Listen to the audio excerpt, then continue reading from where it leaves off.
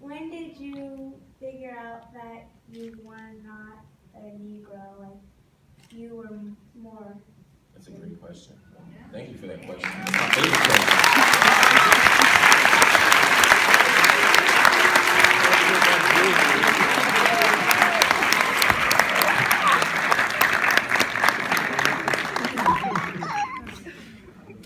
That.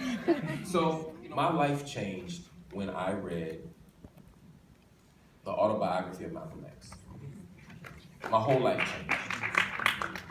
I learned that books could save your life. I learned that I didn't have to be what I once was. I learned that black people were worth loving because somebody loved Malcolm into a new sense of purpose. Malcolm became Malcolm because Elijah loved him.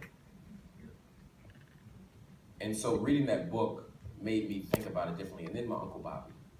Every week I go to my Uncle Bobby and Aunt Bessie's house. Aunt Bessie will be making the best sweet potato pie you ever want to taste. Original crust, she taught me the recipe before she died. Not better than mine. Best apple pie, best turkey wings, best everything.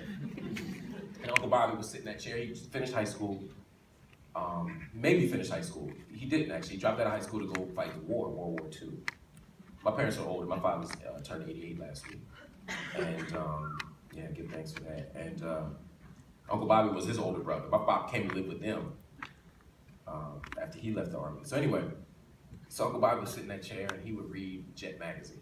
And he would read Ebony magazine. First when I was reading Jet, I would just go to the middle. He had the beauty of the week. I was 12, what you want? But he also had Black Enterprise and Ebony. Every magazine was black. Everybody in it was black. Everybody that owned it was black. And I was like, yo, black people, we can do something.